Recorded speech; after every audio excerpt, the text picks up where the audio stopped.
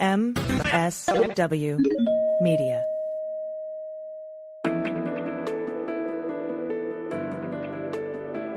SpyTalk, a podcast at the intersection of intelligence, foreign policy, national security, and military operations.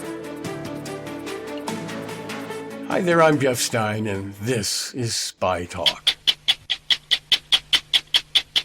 Tonight, we have important developments in our 5-year investigation of mysterious brain injuries reported by U.S. national security officials. The injured include White House staff, CIA officers, FBI agents, military officers, and their families. Many believe that they were wounded by a secret weapon that fires a high-energy beam of microwaves or ultrasound. That, of course, is Scott Pelley, the longtime 60 Minutes anchor, introducing a special 2-segment report last weekend on the so-called Havana syndrome, a mysterious, years-long series of incidents in which many hundreds of U.S. government officials have complained of being felled by a loud, grinding, metallic sound in their heads that virtually paralyzed them with splitting, enduring headaches, vertigo, and other debilitating maladies.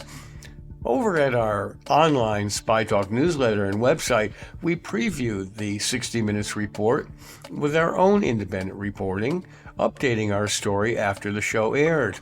We found the 60 Minutes story, which offered new unreported incidents and an odd event involving a Russian former microwave radio expert arrested in Florida, persuasive on 3 counts. 1, that something real did indeed victimize these Americans, many of them CIA, State Department, and Defense Department personnel. 2, that some kind of weapon was utilized. And 3, that Russia was the likely perpetrator. But the 60 Minutes story was not bulletproof and raised as many questions as it sought to answer. One of those doubters, Michael Isikoff, is with us today. Many listeners will recognize his name for a slew of impressive, award-winning national security scoops over the decades at the Washington Post, Newsweek, NBC News, and Yahoo News. He's also the co-author of groundbreaking books, including Hubris, The Inside Story of Spin Scandal and the Selling of the Iraq War in 2006, and Russian Roulette, The Inside Story of Putin's War on America and the Election of Donald Trump, published in 2018. Mike Isikoff, welcome to SpyTalk. It's great to have you here. Hey, it's great to be with you and part of your esteemed news site. I feel like we've grown old together. We've been circling each other to Washington for decades now. Didn't we play softball together about like 50 years ago? We were teammates. I think you were a shortstop. Am I right? I don't. Anyway, memories. Nobody could disprove that. Nobody I could. suppose. Yeah, if it wasn't seen, it didn't exist. Anyway, Mike, you have some serious questions about the 60 Minutes kerfuffle on Havana syndrome. It's gotten a lot of attention. I wrote favorably about it, so I'm going to be in a little bit of a devil's advocate position here with you. But let's talk about your major problems with the 60 Minutes report, right? Which tiptoed up to and got pretty darn close to fingering Russia. No definitive proof. I'm quick to say that, right, and have said that in my own reporting on it.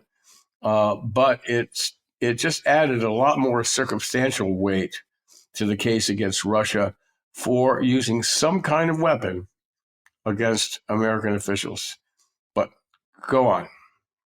Well, look, it is good to have some humility and stress that we don't have all the answers about the phenomenon known as Havana syndrome. There's a lot of conflicting information out there. There's a lot of conflicting studies in the scientific realm.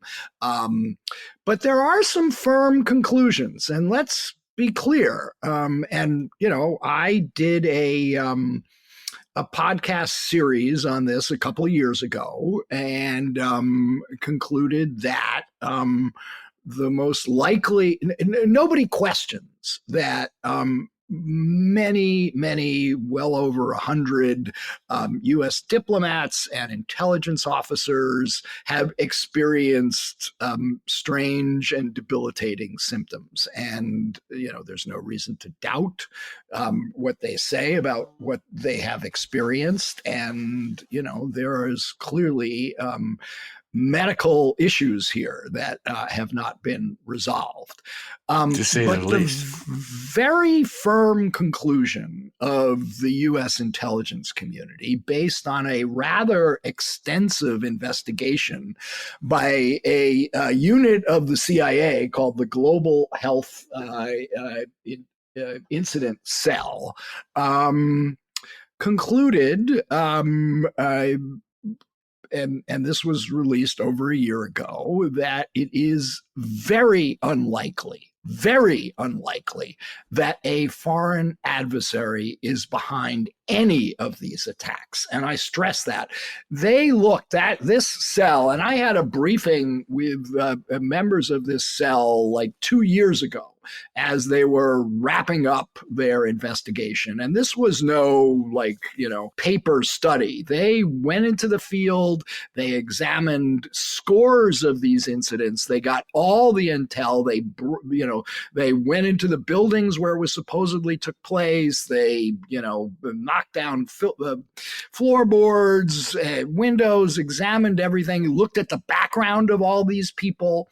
And the conclusion of this CIA cell was that they could not find evidence of a foreign adversary in any of them that they looked at.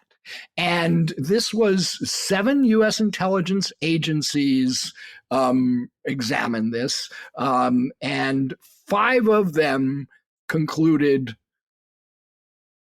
highly unlikely that there was any. And 2 of them, one of them said they had low confidence in that assessment based on gaps in the intelligence, and another didn't weigh in at all. But, among the many problems I had with the 60 Minutes piece is you would barely know that from watching this rather extensive, it was 2 segments of 60 Minutes playing up this.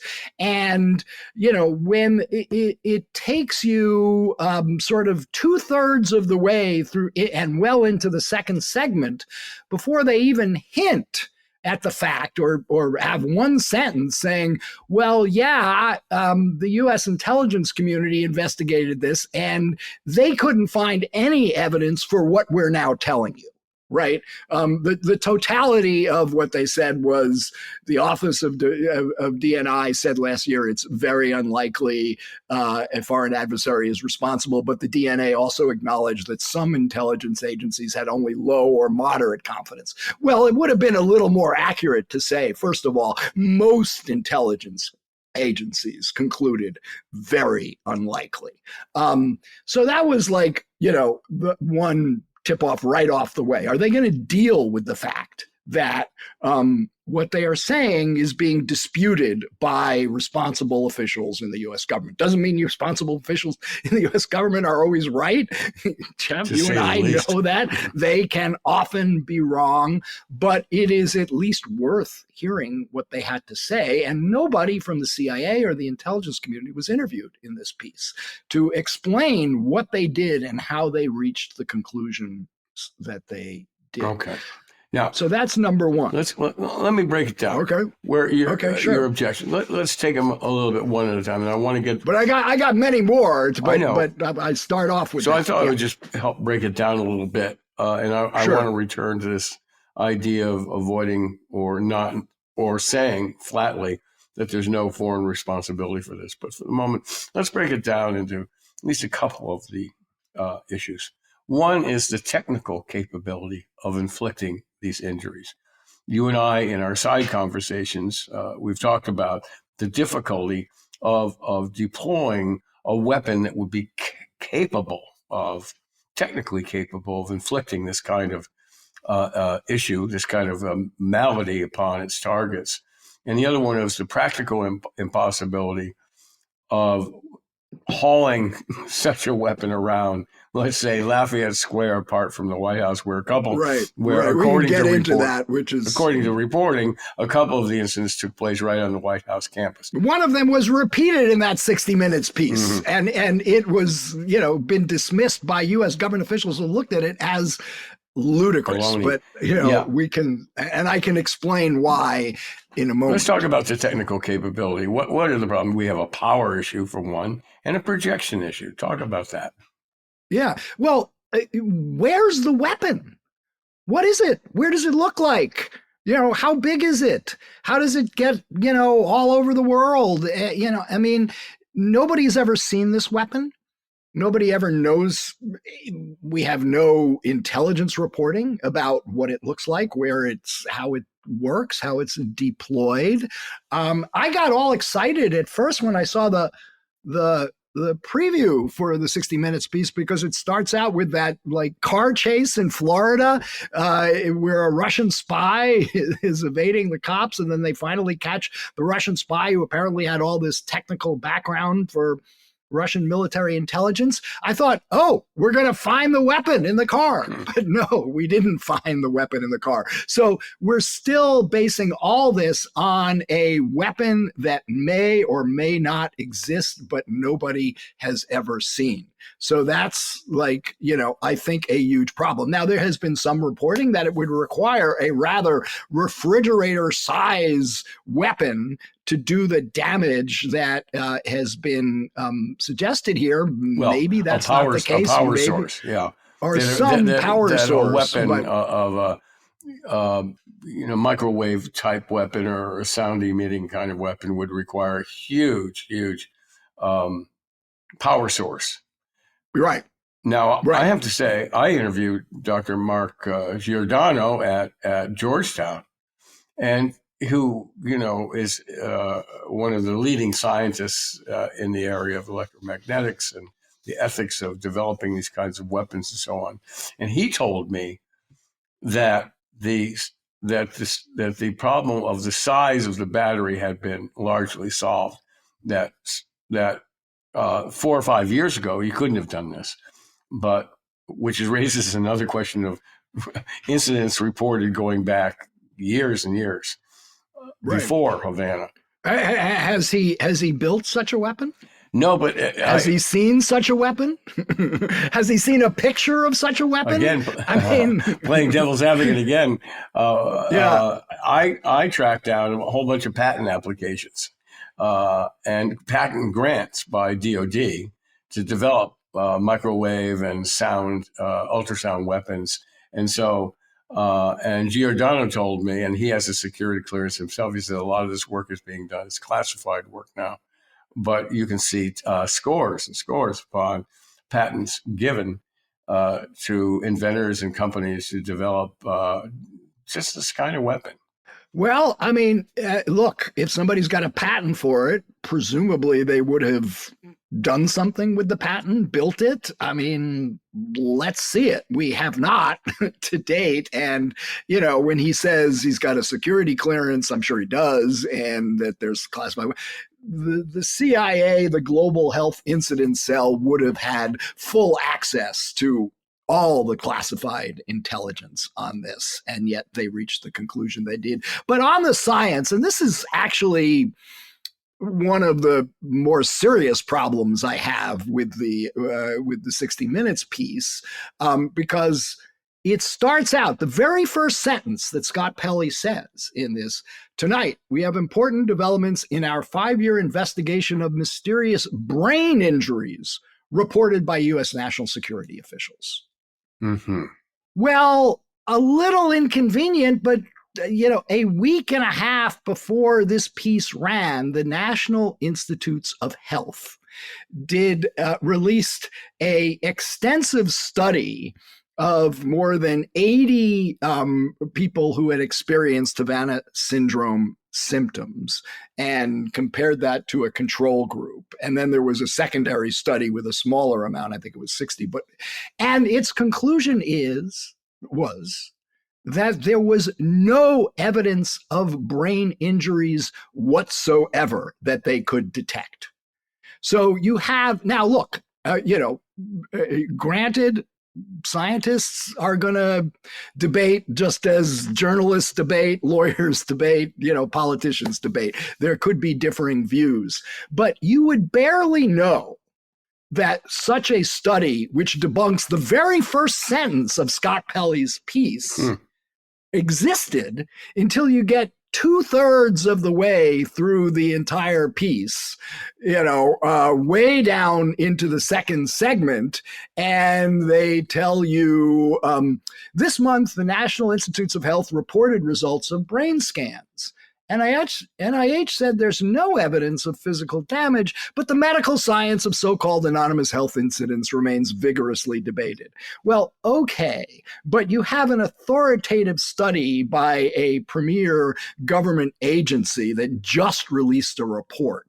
You would think that maybe somebody from that study could have been interviewed for this piece and give their perspective on why they reached the conclusions that they reached. I happened to interview one of those people. One of them who did not buy into what the conclusions was. I would like to hear from the scientists who reached the conclusion that they did and why they reached that conclusion. Fair enough. And that person should have been on camera.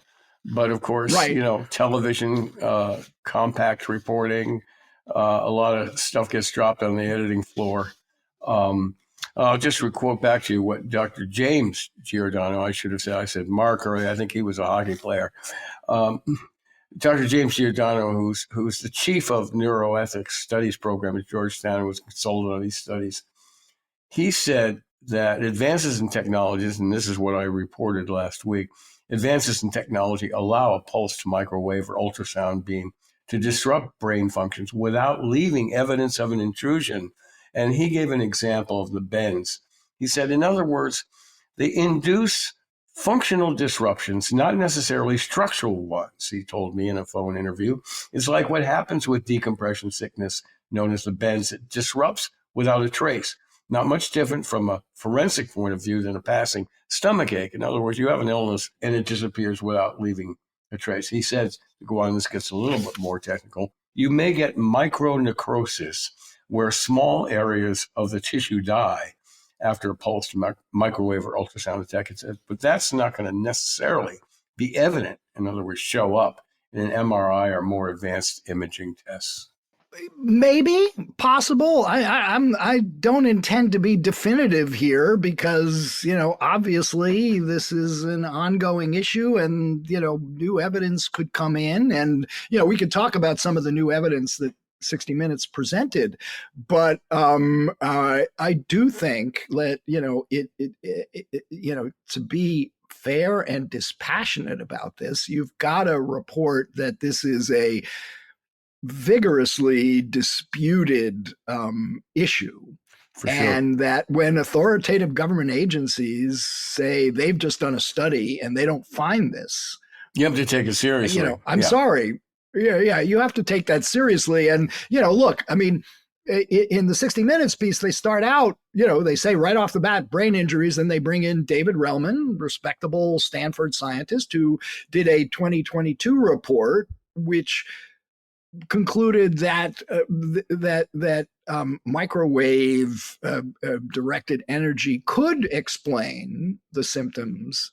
It could be evidence of an injury to the auditory and vestibular system of the brain. It could, but that was 2 years ago. And when you have a 2024 report that came out a week and a half before your piece airs, maybe you want to tell people about that, a little higher and more prominently than burying it all the way down at the bottom of your piece in one sentence and dismissing it as though it's not anything. But is this an issue of facts getting in the way of a good story? Yeah. I think so. And look, I just think as a matter of, fair, responsible journalism, you can't turn this all into an argument that completely ignores all the extensive evidence that cuts the other way.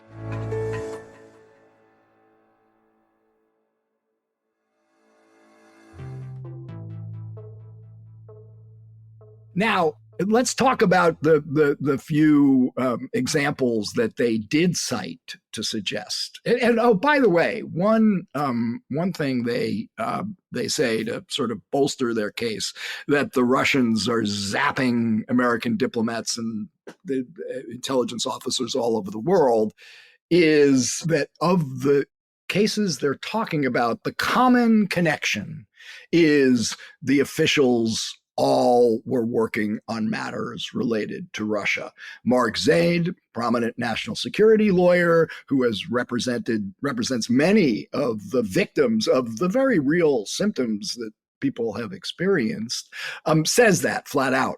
By the way, full disclosure, Mark Zaid has also been my lawyer on FOIA requests. For all I know, he's been yours as well. He represents a lot of journalists, and he does it gratis, and God bless you, Mark, for doing that. He has not, but I've known Mark for decades.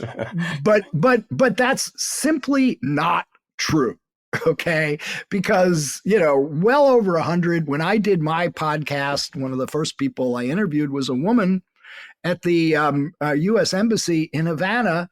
She was the HR officer, human resources, and she was talking about getting zapped. She had nothing to do with Russia. Mm-hmm. The wife of the Justice Department attaché in Tbilisi, Georgia.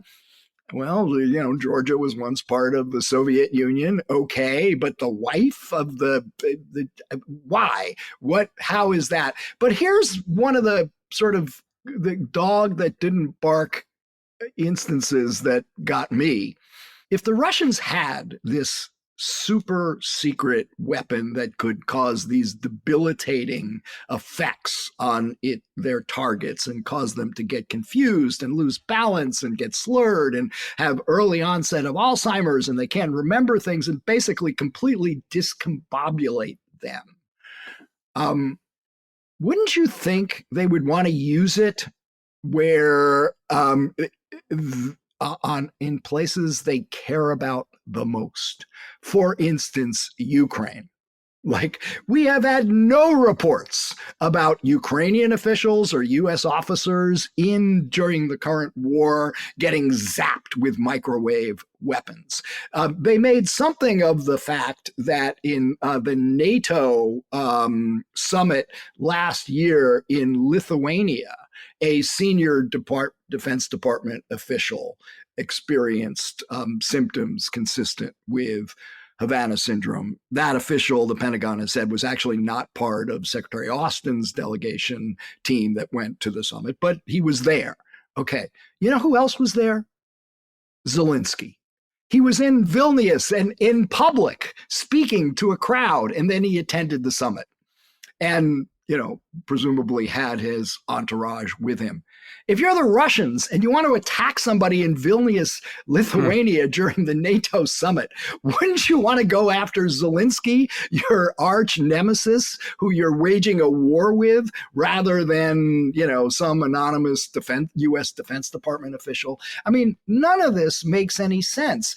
The 60 Minutes piece repeated what I said before was, I think, the most ludicrous example they have cited, which is Olivia Troy, who was the Homeland Security advisor to Mike Pence, who talked about walking out of the Eisenhower Executive Office building, part of the White House complex, one day, and as she's walking down the steps, getting zapped, experiencing vertigo, getting dizzy, having Havana syndrome symptoms right inside the White House complex. Seems improbable. It seems improbable. First of all, number one, by the way, their premise, everything connects to Russia. Olivia Troy had no responsibility for Russia policy, okay? She's a mid-level official at that point. She hadn't gone public talking about her dissents from the Trump White House. She was not a well-known individual. So some Russian operative would have to have had insider intel about her precise movements inside the White House complex. And then as she's walking down the steps, presumably from Lafayette Park or across the street in Pennsylvania Avenue, zapping her with some sort of microwave weapon, and the Secret Service, nobody notices anything. And she's not Does the that only. make sense to you? And she's not the only example. She's not the only person in Washington who have reported, let's say, right, an incident, a debilitating incident. There was a former intelligence advisor at the DHS. Well, Miles Taylor, who was the deputy, was also in the same previous 60 Minutes piece saying, he was at home on Capitol Hill one night and suddenly he gets zapped, looks out the window, and some car drives away. I mean, okay. How probable is any of this? And when I did my podcast, John Cohen, who was the chief of intel for Homeland Security, walked me through this, and he didn't buy any of it. He just said, this is wildly improbable and there's really no evidence. And yet, here's 60 Minutes, the most watched TV news show in the country, just playing it up as though it's a fact that somebody walking out of the White House was zapped by a secret microwave weapon that nobody has ever seen. Let me circle back to, in my role as a devil's advocate here. Sure. Let me circle back to Dr. Giordano, who said, yeah. So what we've said, this is the quote from my piece, my interview with him. So what we said with regard to Havana syndrome was very simple. And I'll go to my death saying this, Giordano said. Something happened to the people at Havana. It doesn't surprise me that the NIH report says that we don't find any structural indications of damage to their brain. Neither did we. He also said he never used the word weapon. He just talked about the characteristics of the damages and the attack and the incident. Well, that's very interesting in and of itself, by the way. It is. That we may not be talking about a weapon here. That's right. We may be talking about some other phenomenon. We don't want to get into alien spacecraft as yet. Let's go on to something else. A larger context here is that, as Giordano said, and I'm not over relying on Giordano on this particular point, but I'll just use what he said to me. You have to take a look at what nations are doing research work in this development, test evaluation, and possible applications for use of these devices. And they include the United States and some of its international industrial as well as military intelligence allies and international cooperatives, as well as our trans-Pacific competitors, i.e. China, and our transatlantic competitors, i.e. Russia. And that's been going on for decades. We know this.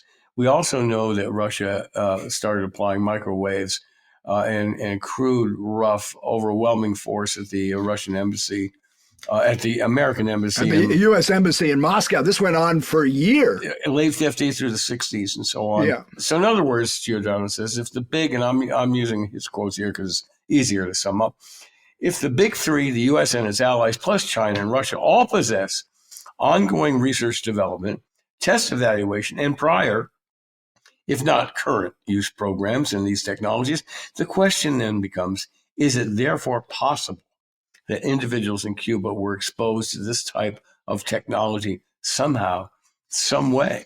And he opens the possibility that these may, have been technical experiments going on that just went awry, that there wasn't any weapon involved.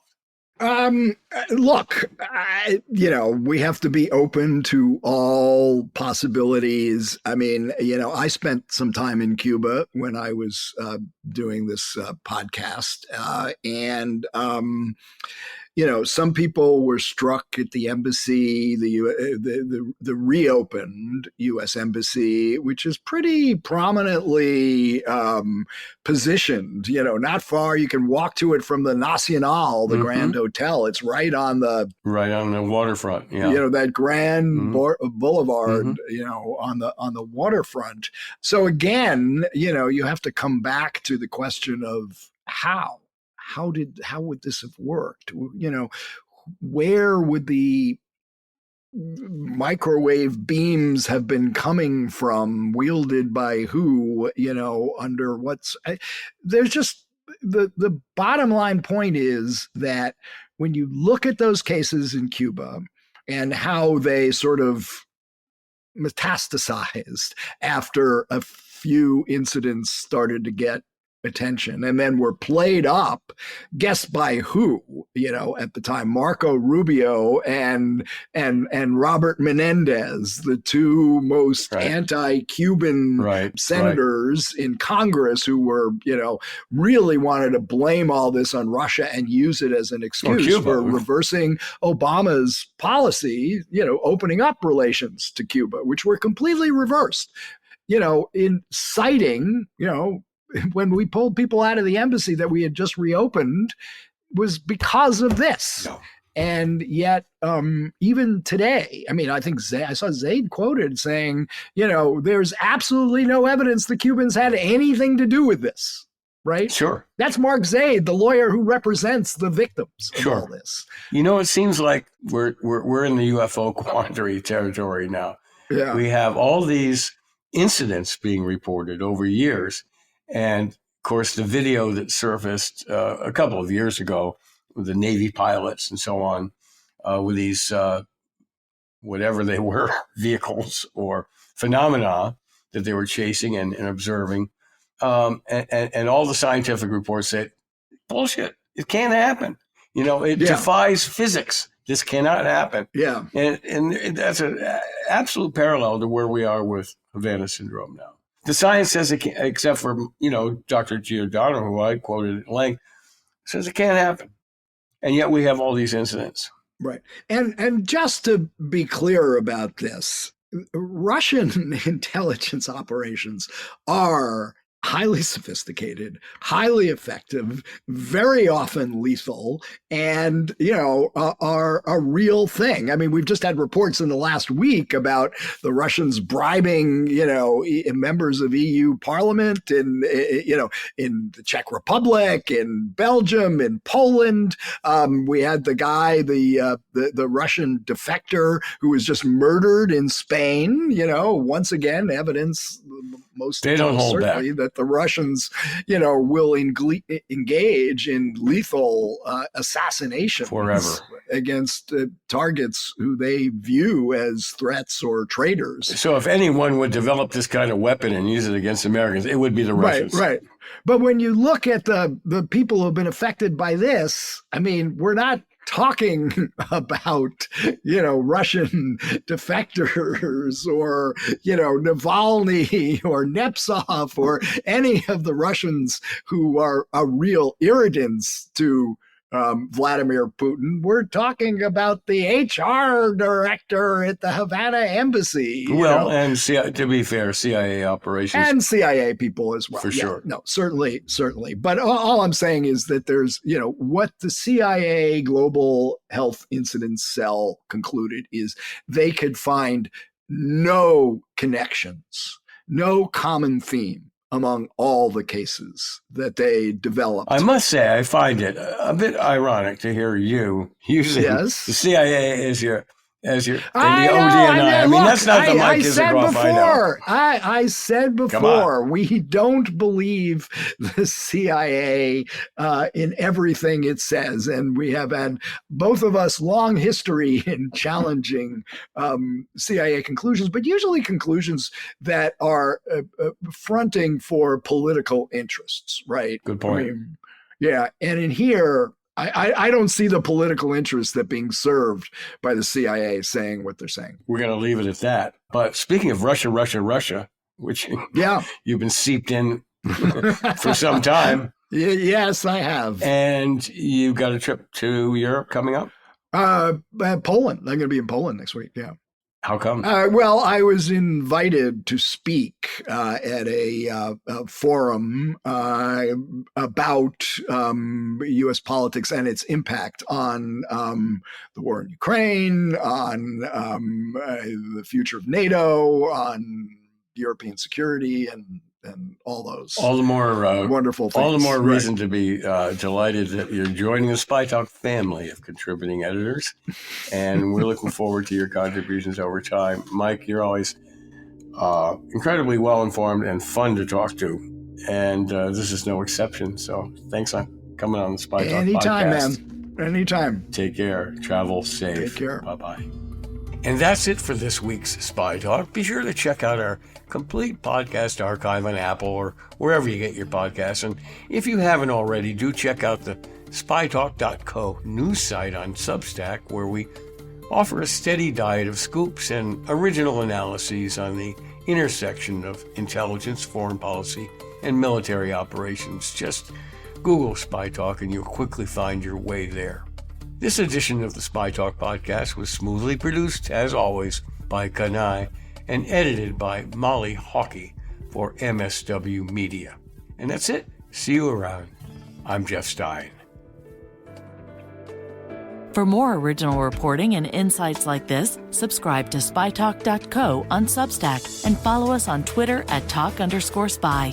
If you enjoyed our podcast, subscribe and leave a review on Apple Podcasts, Spotify, or wherever you get your podcasts. MSW Media.